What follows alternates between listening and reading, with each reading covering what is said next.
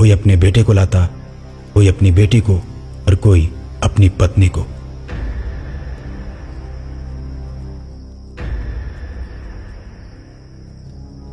ये लोग जब आते तो एकदम शांत रहते और हमें देखकर पता चल जाता कि इन्हीं को भूत पकड़ा हुआ है।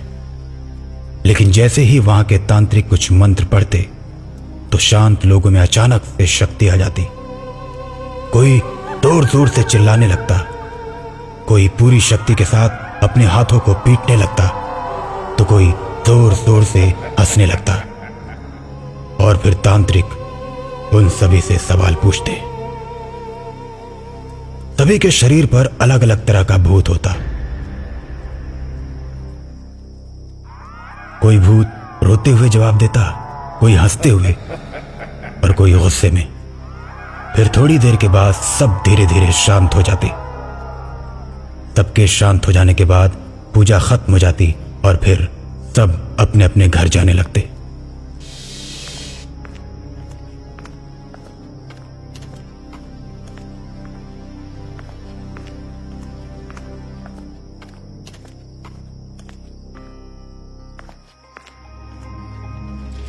जब हम किसी से पूछते तो हमें यही बताया जाता कि इनका भूत उतर चुका है। हमें सुनने में बड़ा मजा आता कि अरे वाह, इनका भूत उतर गया। मैं कभी कभी अपने पापा से पूछता, पापा ये भूत कैसे होते हैं? मुझे भूत कब पकड़ेगा?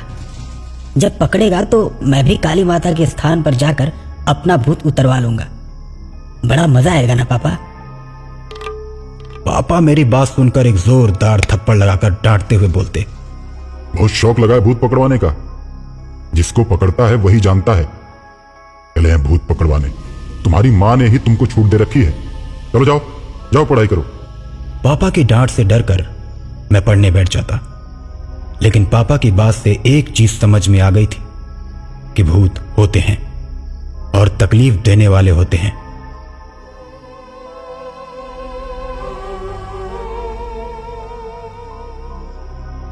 उसके बाद से मेरे दिमाग से अपने भूत पकड़वाने का ख्याल निकल जाता है।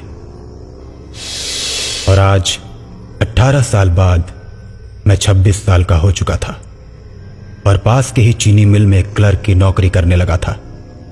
एक दिन मैं मिल से अपनी ड्यूटी खत्म करके घर आ रहा था कि मुझे सिगरेट पीने का मन हुआ।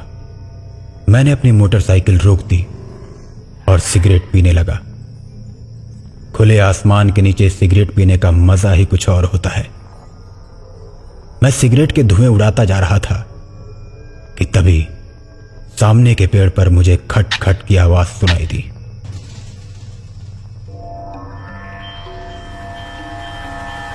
मुझे लगा जैसे कोई पेड़ की डाली काट रहा है, लेकिन इतने अंधेरे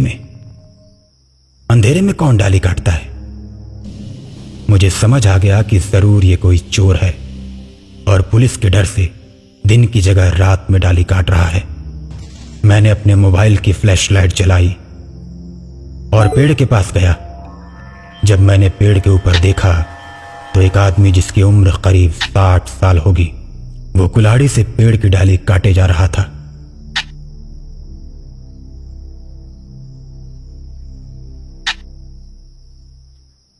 ये देख मुझे बहुत ही अजीब लगा। मैंने उस बूढ़े आदमी से कहा, ओ भाई, तुम पागल हो क्या जो रात के अंधेरे में पेड़ काट रहे हो? उल्टा कहीं तुम्हें ही ना चोट लग जाए। मेरे इतना बोलने के बाद भी वो आदमी कुछ नहीं बोला और पेड़ काटने में लगा रहा। मैंने फिर एक बार उससे पूछा, भाई कौन हो तुम? ये रात में पेड़ क्यों काट रहे हो? मैंने थोड़ा इंतजार किया कि कोई जवाब आएगा, लेकिन उस आदमी ने कोई जवाब नहीं दिया और पेड़ काटता रहा। फिर मैंने गुस्से में कहा, बहरे हो क्या? सुनाई नहीं देता तुमको? मैं क्या पूछ रहा हूं? इस बार उस आदमी ने मेरी तरफ मुस्कुरा कर देखा और फिर पेड़ काटने में लग गया। मुझे बहुत बुरा लगा। ओ भाई, कुछ बोलोगे कि नहीं? क्यों काट रहे हो रात को पेड़? वो आदमी अब मुझे ही देखे जा रहा था, लेकिन पेड़ काटना बंद नहीं करता है। ये देख मुझे और भी गुस्सा आ जाता है और मैं आग बबूला होकर बोलता हूं, अबे ओ बहरे, मेरी बात समझ में आती है कि नहीं? क्यों काटा रात को पेड़? देख, मुझे गुस्सा मत दिला। लेकिन वो आदमी पेड़ काटे ही जा रहा था। उसके ऊपर मेरी किसी बात का कोई असर नहीं हो रहा था। अब मुझे अपनी बेइज्जती महसूस हुई और मैंने एक पत्थर उठाया और उसके ऊपर फेंका। वो पत्थर सीधे उसके सिर पर लगा। उसका चेहरा गुस्से से लाल हो गया। वो आंखें बड़ी करके गुस्से से मुझे देखने लगा। चोट लगने के बावजूद वो अब भी पेड़ काटे जा रहा था। ये देख मेरा गुस्सा और बढ़ गया। अब मैंने उसे नीचे उतारने की सोची। ओ चोर, तू ऐसे नहीं मानेगा ना? अब मैं तुझे ऊपर आकर पेड़ से नीचे फेंकूंगा, फिर तेरी टांग तोड़ूंगा। रुक तू। मैं पूरे गुस्से में था। मैंने अपनी पीठ से बैग उतारा और मोटरसाइकिल पर टांग दी। और फिर जैसे ही मुड़ा तो देखता हूं कि वो आदमी पेड़ पर नहीं है। मैं आश्चर्य में पड़ गया। इतनी जल्दी वो कहां जा सकता है? तभी पीछे से एक आवाज आई। मैंने अचानक पीछे मुड़कर देखा तो वो आदमी ठीक मेरे सामने खड़ा था। उसे अपने पास देख मैं बोला, तुम तो अभी पेड़ पर थे, इतनी जल्दी नीचे कैसे आ गए?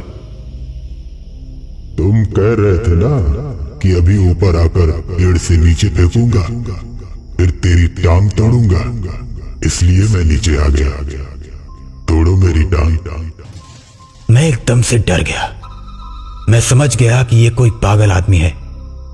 अब मैंने उससे पीछा छुड़ाना ही सही समझा। अरे नहीं चाचा, मैं तो मजाक कर रहा था। जाइए जाइए जाइए, आप जाकर पेड़ काटिए।